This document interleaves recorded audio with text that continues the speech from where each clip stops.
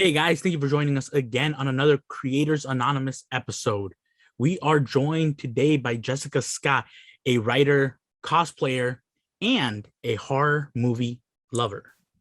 So, Jessica, thank you for joining us. How are you doing today? I'm great. Thank you so much for having me. I'm really excited. How are you doing? I'm doing quite well. A little tired from work, but we've all been there. Yeah. So, Jessica, I know that you love horror movies, right? And that's the first thing I Mhm. wanted to touch on before anything else, because any social media or writings that you've dealt with, it really dives deep into that genre. And I just wanted to ask and get your input on like what what was it that started this love of horror? Oh, wow. That's a big question. But I'm excited you want to talk about horror, though, because obviously I'm a huge horror fan. I have always been the spooky kid. I've always loved, haunted houses and scary things. And, anytime there was a Halloween special of my favorite TV show or my favorite cartoon or whatever, that was what I gravitated towards. Um, but in terms of like my horror fan origin story, um, I've got two movies that stick out to me. The first one is Poltergeist. My parents rented it when I was a kid. I was probably 5 or 6. And I snuck behind the couch and like watched it from behind the couch so they wouldn't know I was there because I was too young to watch horror movies at the time. And it gave me nightmares. I was terrified of it, but I was also fascinated by it. I was just so drawn to it, like, oh my god, I didn't know movies could do this. I didn't know I could be this scared and have this much fun at the same time. So Poltergeist was kind of, I think, was my first scary movie, and I was just hooked. And then when I was a teenager, I had watched a bunch of horror movies in between. I gobbled up all the spooky books and spooky movies and spooky TV shows that I could. But when I was a teenager, I watched the Texas Chainsaw Massacre for the first time and was just blown away by it. It was more bleak and disturbing and scary in a different way than I had ever seen before.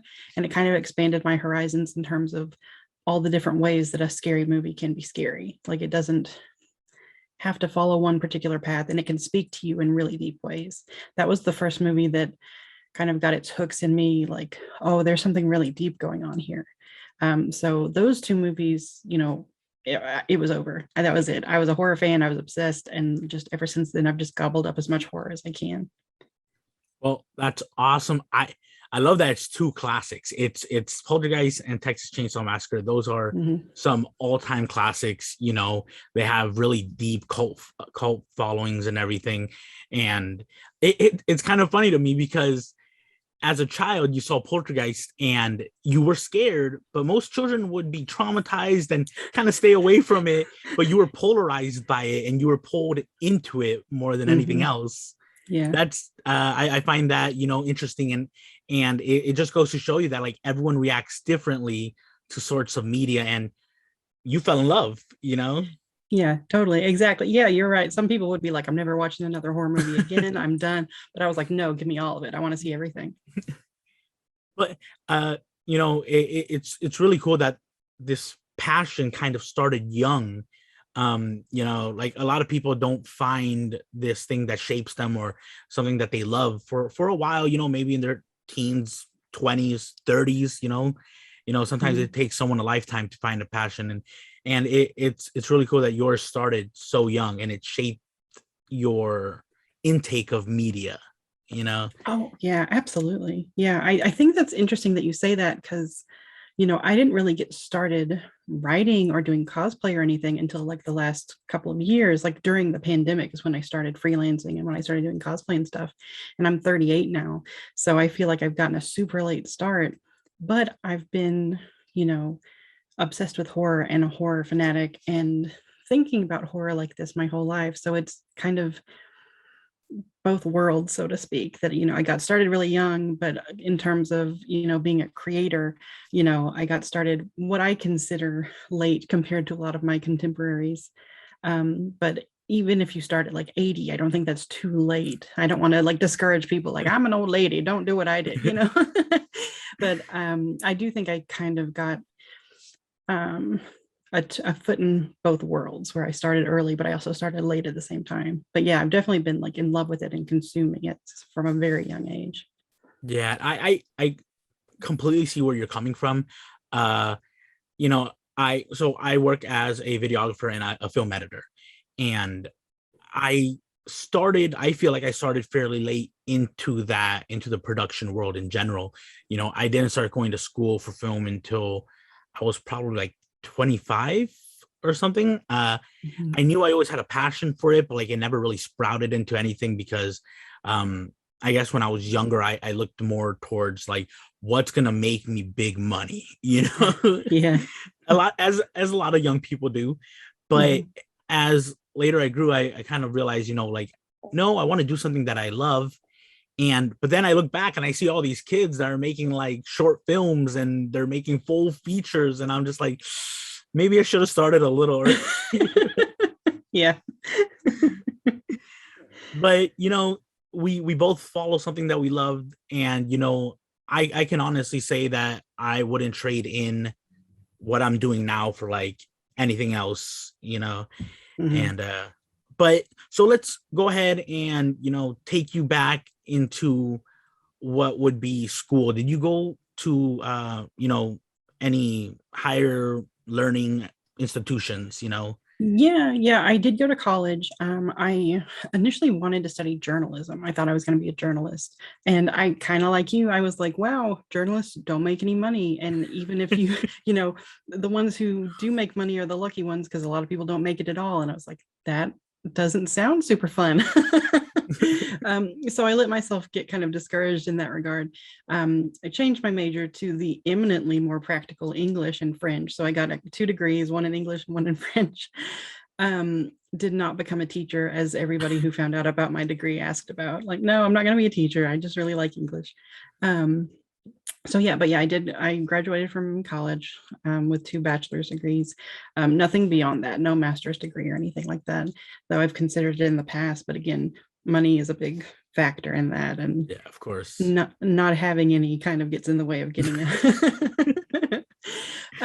But yeah, and had a string of practical jobs after that. Mainly working in banking. That's still what I'm doing as a day job right now. Um, but yeah, and I didn't really like, I always loved writing. I loved writing in school. I loved writing, obviously. That's why I wanted to go into journalism, because I wanted to write. But I didn't get really back into it until like my early mid 30s, where I just started blogging on my own. Um, I when I tell this story, I think it's a funny story, but people are often horrified, so forgive me. But I at the time I was married, and my then husband was not a horror fan. So I would talk about all these horror movies, and he'd say, one day he was like, I don't want to hear about it anymore. I can't listen to you talk about horror movies. Why don't you go start a blog so you have an outlet for this? And I was like, that's a little rude, but it's also a good point. Like, I should blog about this and see if there are other people who respond to it. So I started my own blog. Some of it's good, some of it's not so good, but it gave me experience and kind of set me on the path where I'm at now. Because when I finally decided, kind of, shortly after the pandemic, after the lockdown started, I was like, you know what? I'm gonna see if anybody else wants to read what I want to write instead of, these handful of people who subscribe to my blog. And I started sending out pitches for freelancing. And having a few movie reviews under my belt on my blog was what gave me the clips to get going that way. And it's just about, building up things on your own time, on your own blog or letterbox account or whatever, and then going from there and trying to make it snowball. So, but yeah, so there was a big stretch of time between graduating and between being told, I don't want to hear about your horror movies, go write a blog, where I didn't really write at all. And I don't look back with regret, because sometimes you just have to get through stuff to get to where you are now, and it can't be a straight linear, oh, I graduated with a master's of fine arts in writing and then immediately began writing for somebody. Sometimes you have to take kind of circuitous routes to get to where you want to be. Yeah, no, I completely agree, and the more people I talk to, it actually is kind of amazing how little amount of people actually have that route, a lot of people think like, directors and like big time writers and everything, oh, they got their education and they started, doing what they love. No, it's actually pretty amazing how little of them actually went to school for filmmaking and became some big time director. Yeah, exactly. And it's funny to me because I love that you starting to really write and put your blog out there. And anyone who wants to know, we who walk here blog is your blog. So go check that out, guys. Some really interesting stuff, show your support and love. But it took the incompatibility there to push you towards something that you love. Mhm. So his lack of love for horror movies gave you the push for your actual love of horror movies and writing. So Yeah. it's crazy where, those sort of things come from. Like, the universe throws you a curveball, and instead of sulking on it, you took the leap and you put your work out there, and now it's out there for everyone to appreciate. Mhm. So, and yeah, no, it's amazing. But like, I really like your cosplay stuff as well. You Oh, know, thank you. uh I've looked at a lot of it. I love the Morticia Adams, it's so good. I'm a big Adams Family fan. And I know you're a big Chucky fan as well. Out of like all the mainstream, like what you would consider like mainstream horror films, Mhm. which ones or which one, if you can like single one out, really, feels like it's too that like it has such a large fan base, but you feel like it actually doesn't resonate with you as much. Ooh, that's a good question. Honestly, Overhyped. Overhyped. That's the word I was looking for. well, I will draw a distinction between something being overhyped and not resonating with me. Because Oh, just because okay. it doesn't connect with me, I'm not going to say, well, it gets too much attention or too many. No, I mean, I'm all about people loving horror and like freaking out over their favorite horror. So until the Chucky TV show, I didn't get Chucky. Like I had only seen a couple of the movies and I liked them okay, but they didn't really hit with me. But the TV show is amazing and it has made me appreciate the films more. So I'm wanting to do like a massive rewatch of the films and then rewatch season one of Chucky. So before the TV show, I would have said Chucky, honestly, just because it just partly because I didn't grow up with it. And there are some things where I feel like you kind of have to grow up with certain things to really have a love for them or that have that nostalgia factor aid you in your fandom. And I thought Chucky was like that for me. I was like, I just kind of missed the boat with Chucky. I'm never going to get it, but no, I get it now. I totally love it. Um, You so know, yeah. yeah, like I feel like Chucky is one of those movies that like, so I saw it when I was like quite young, didn't fully comprehend, what was going on, off and on, just watching it. Uh, and then I grew to kind of love that it's one of those movies that doesn't take itself seriously, it's one of those very cheesy horror films, and it's slightly comedic in a sense, especially like I love Bride of Chucky, like that's Mhm. one of like the best ones, I think. But I can see exactly where you're coming from. I have yet to see the TV show, which is on my list. I am looking to see it. You know, but you're not only a fan of horror films, but you're a fan of horror TV shows and everything like that. Everything horror, right? Everything that is Yes, yeah. encapsulated. Oh yeah, absolutely. Like horror books, horror comics, horror art, everything. Horror music. I'm obsessed. Like, I like all film. I love all art. Like I'm never gonna say I will only watch horror for the rest of my life. But if I could only watch horror for the rest of my life, I would probably be okay. Like, I love noir movies. I love action movies. I love all kinds of film, but I just horror is where's my heart. I can talk. Horror is where my heart is at. Well, it's awesome that you know exactly what you love and you're focusing on it, you know. Um, a lot of people don't take that leap into what they're actually super passionate about. And it's something that I like to really push on this podcast. And it's one of the main reasons of this podcast, that you're doing something you love. You're doing writing and you're diving deep into the horror genre in general. And I'm someone who started late into the film industry and to the production industry, but I do have a production job, and every day I'm taking steps to advance in that because it's something I love. And so people out there don't need to have gone to school for writing or gone to school for film to really follow their passion, because it goes to show you you have your blog, you're doing different articles and writings and critiques about films, and you're doing something you're passionate about, but you got your degree in French and English, and Yeah.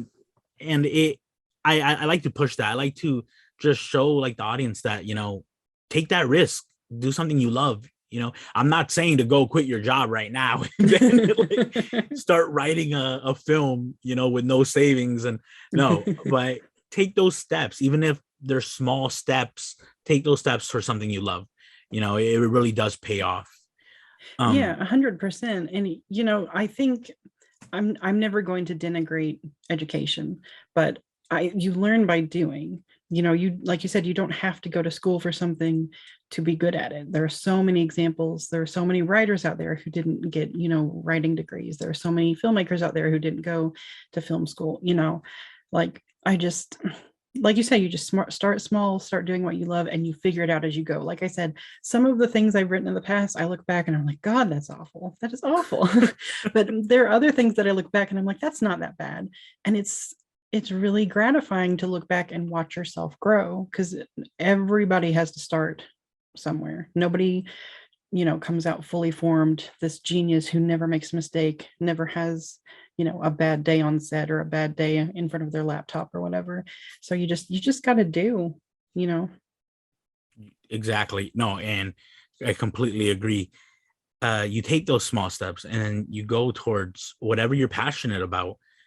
But I wanted to go ahead and I wanted to touch on, you said that you're a lover of all horror films, and do you find yourself kind of gravitated towards a certain subgenre in horror, like slasher, gore, or B funded movies and stuff, real cheesy?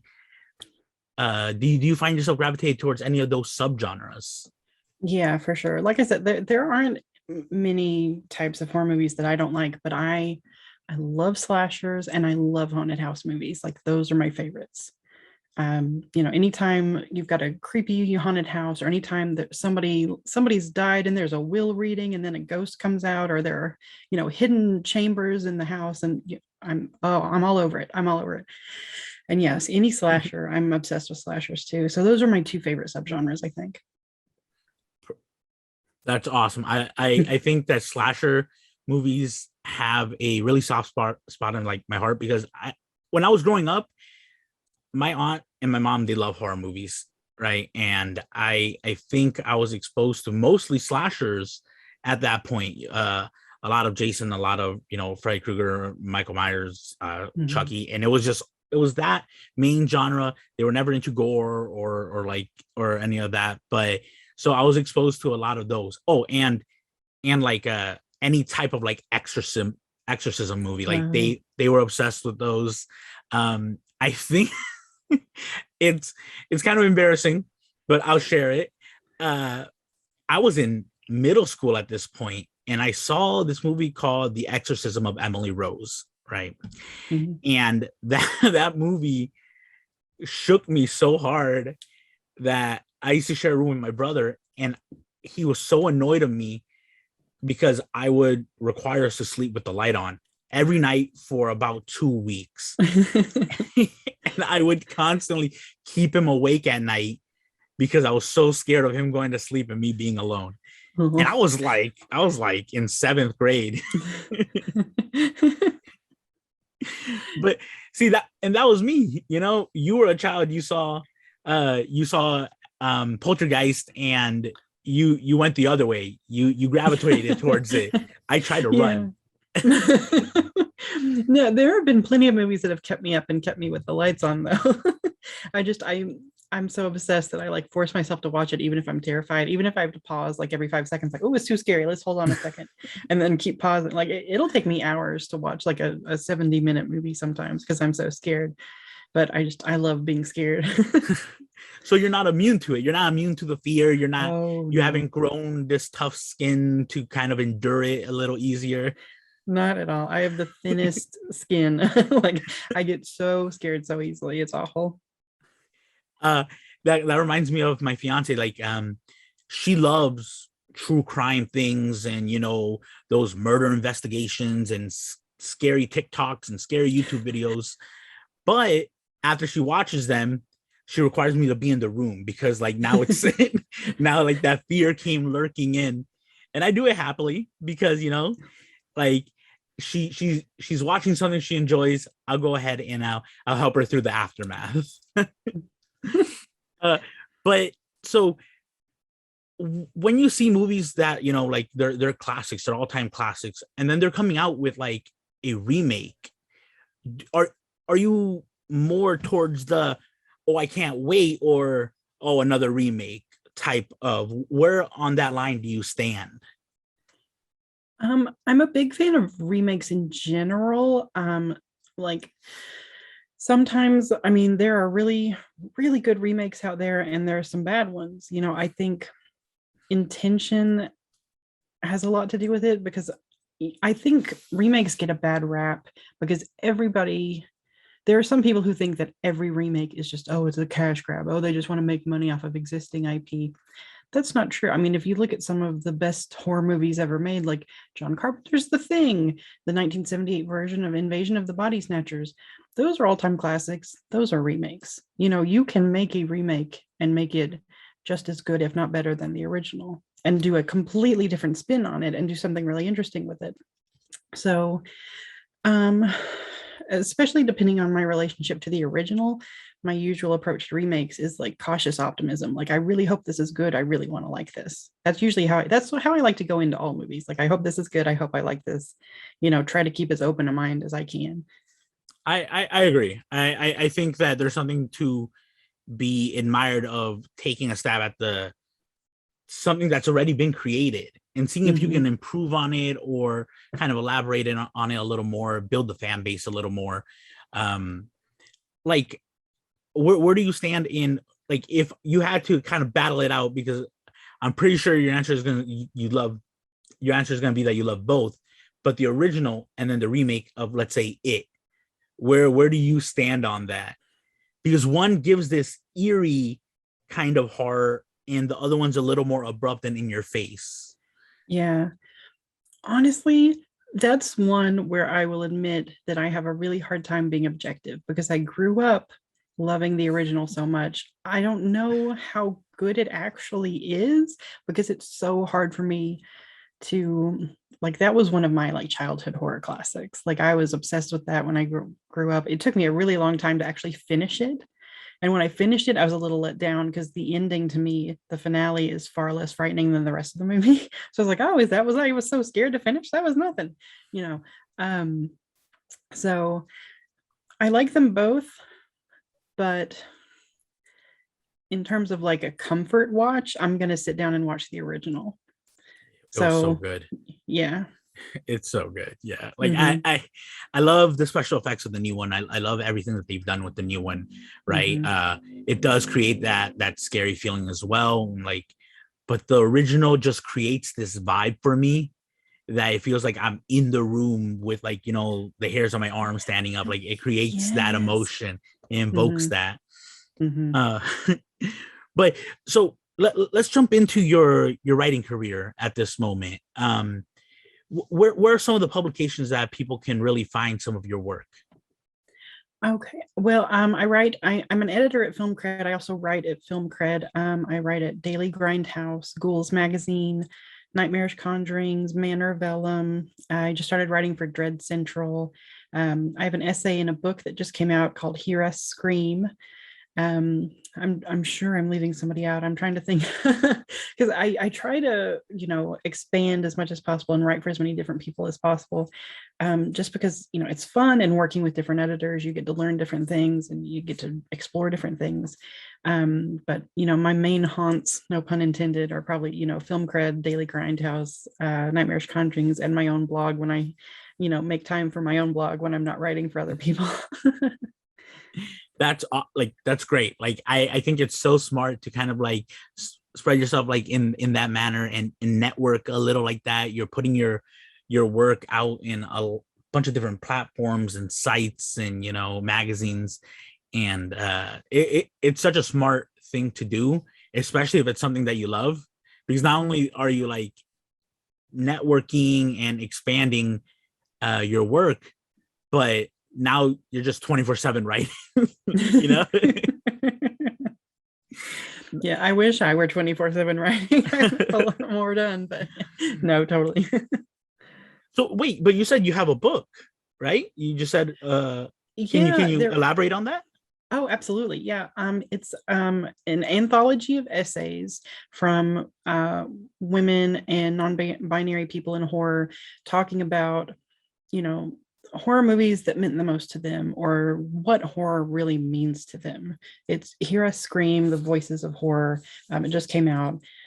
And I mentioned Texas Chainsaw Massacre. I've got an essay in there about the Texas Chainsaw Massacre, watching it for the first time, what it meant to me, what it still means to me.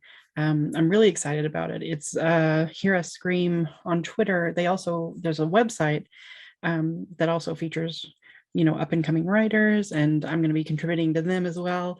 But yeah, I'm really excited about it. It's the first volume, and hopefully there will be many more volumes to come, and hopefully I can contribute to those as well, because I've got a lot to say.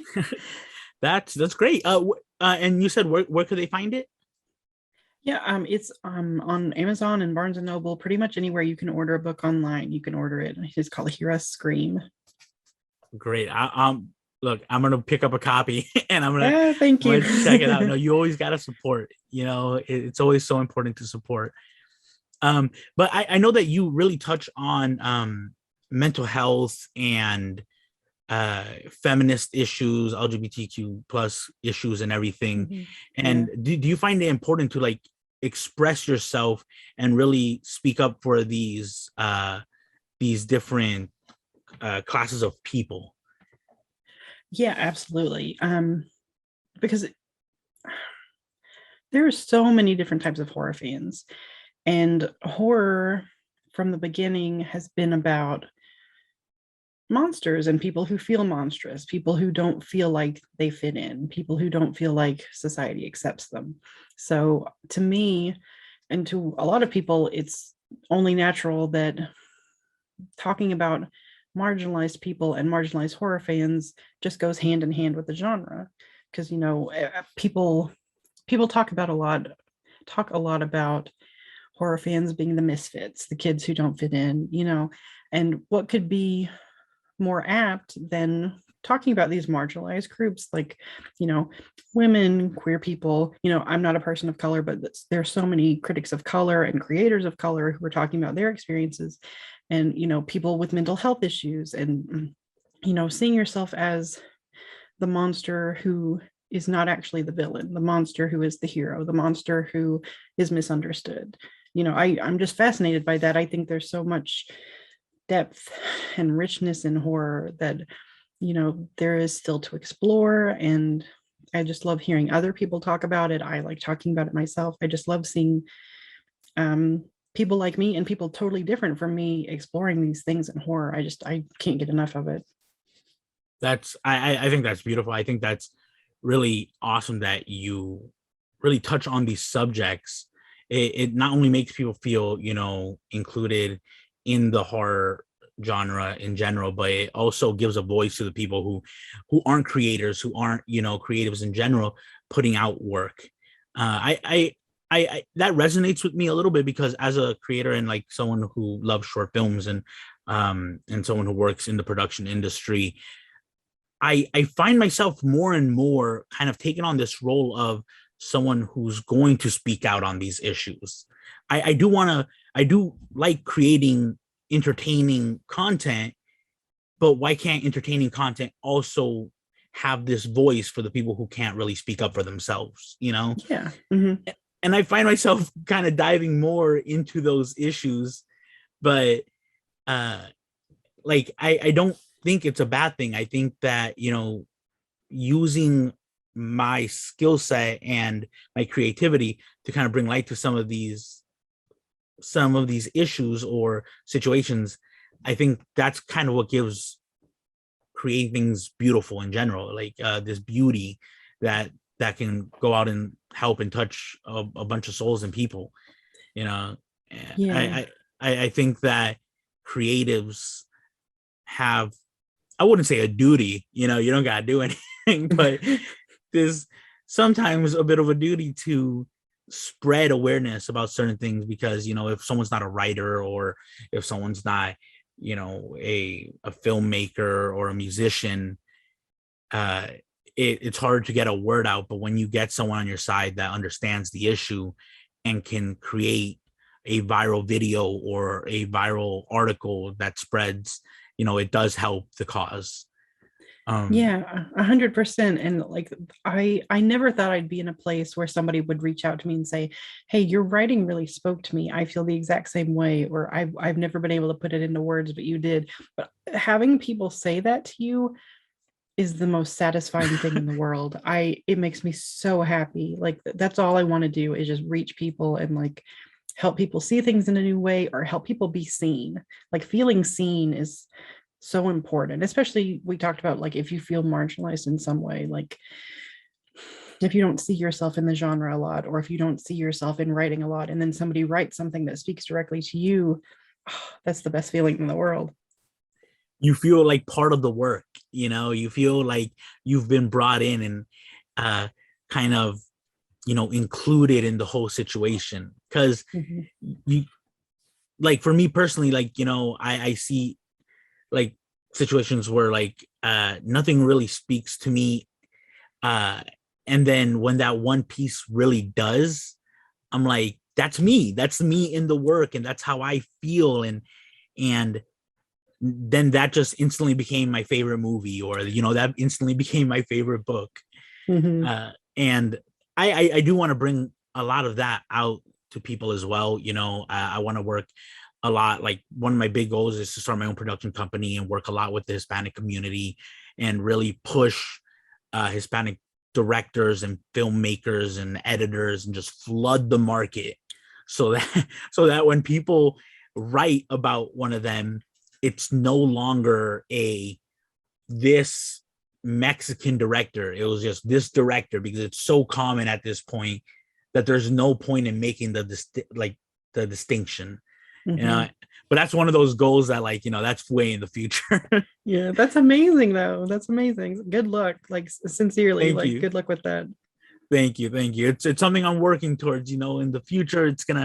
I'll finally hit it, you know, but it's one step at a time. Yeah. But Jessica, where do you see yourself going? Like, you know, I know a creator is never fully pleased where staying stagnant or just staying where they are. So where do Mhm. you see yourself going? What's the next step for you?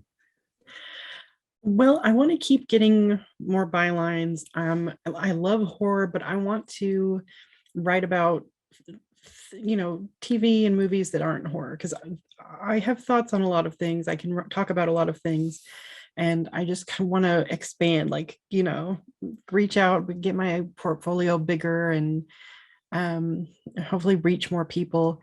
I do have a book, just my own book, not just a book I'm contributing All to, but a right. book I'm working on. It's in very, very early stages. I'm trying to talk about it as much as possible, so someone will be like, "Hey, weren't you writing a book?" And that'll keep pressure on me to keep working on it. So yeah, just I want to just keep writing, keep pushing myself, and just write for as many places as I can, work for as many editors as I can, because you learn so much from different editors. You can always improve your writing, even if it's just changing 2 words that completely changes, a paragraph. So just learn as much as I can and just expand as much as I can. That's awesome. Like go for it. I've seen some of your work and I see how passionate you are and how willing you are to put yourself out there. Go for it. Success is in your future. I guarantee it. Take those steps and those leaps and those bounds. And as like I say to everyone, really putting yourself out there is kind of just the first step, because the world opens up and there's going to be so many more steps to take to getting to your goal, but you just got to stick on that path and it's going to be amazing. The book that you're writing, keep me updated. I am so psyched when it comes out. I'll pick up a copy. I'll make sure to pre-order whatever it is, the whole shebang. I'm gonna need you to sign it though. I'm gonna need you to sign. Absolutely. Well, that's gonna be great. Is there anything that you want to go ahead and you want to put out there, maybe a friend that's doing some of the same work that people should check out, maybe a personal project, maybe a certain article that you love so much and you like sharing? Is there anything that you want to go ahead and promote? Oh goodness. I want to shout out a couple of people who have helped me so much. Sarah Sorrentino, I know you know Sarah, over at Film Cred. What she's done with Film Cred is amazing. Mary Beth McAndrews, who is like a hero of mine, is a friend of mine. Very encouraging, very helpful. It's so important. I feel like this is going to sound awful. It's so important to have friends who can help you. I feel not people you use, like actual friends that you support them, they support you, people you can learn from. It's so important to be that for other people. Like working as an editor has helped me grow as a writer as well, and like helping other people improve their writing or learn how to pitch better or things like that is so satisfying. Like, don't be afraid to ask for help, but offer help as well, is my advice to anybody. Like, just make friends, not for what they can give you, but just to have support and to give that support in return. That's such a big thing. So I just wanted to shout out Sarah and Mary Beth in particular. Also Cody Corral at Film Cred, who is amazing, is one of the editors over there as well. And I'm leaving people out, but I just wanted to shout them out because they do more for me than I deserve, probably. They're so helpful. But yeah, projects I've got coming out, Hear Us Scream is one. If this is going to air before Christmas, it'd be a good Christmas gift. Pick up a book, pick up a copy of the book. But yeah, I've got pieces coming out with Ghouls Magazine and Manor Vellum that I'm excited about. And just come follow me on Twitter, because I post my cosplay, I post my writing, I always talk about things that are coming out. I'm at We Who Walk Here on Twitter. I love saying hi to people, talking about things that you love, talking about new shows or movies or whatever. So, if you've got advice for me, you want advice from me, I'm always there. I'm online way too much. So at We Who Walk Here on Twitter, just come say hi. Perfect, guys. I'm going to leave all the links below. We Who Walk Here, on Twitter, We Who Walk Here on Instagram, We Who Walk Here.blog. I'm going to leave all those links below. I'm also going to leave a link to Jessica's book down below. Pick up a copy. Christmas is coming up. Pick out a horror fan that you're friends with and go ahead and gift it. They won't be disappointed. But it's awesome that you're shouting out some people that are helpful in that way. And that's why I never look at networking as just networking. I look at networking as making friends in the media and production world. Now I have like this giant network of friends that they need me. I got their backs, and I know that they'll do the same for me. And building those connections, I guaranteed can go, I want to shoot a skit or a short tomorrow. Like, I know exactly who I'm going to call. And it's important to have that, push your friends, guys, push them to strive for better, to follow their dreams, and guarantee they're going to have your back to push you in the same way. But like I said, I'm going to leave all those links down below. Go ahead, give them all a follow, show some love. leave some comments, some thumbs up. And as for this podcast, go ahead, like, share, subscribe, hit the little bell to make sure that you are up to date with any Creators Anonymous content coming out in the future. Leave a comment, you know, give me a bit of a challenge this time. I like to comment on all the comments. You know, I like to reply to everything, give a thumbs up to everything. So challenge me. Let's get these likes up, you know. And like I always say, like or not, I'm gonna keep making these videos because this is what I love to do. I love talking to people and building this connection and telling their story and really expanding this connection, using this platform across the country, you know, across the world, and getting to connect with such interesting people and with such interesting views and that make and create such interesting content. So guys, thank you for tuning in to Creators Anonymous. Have a wonderful day and see you next time.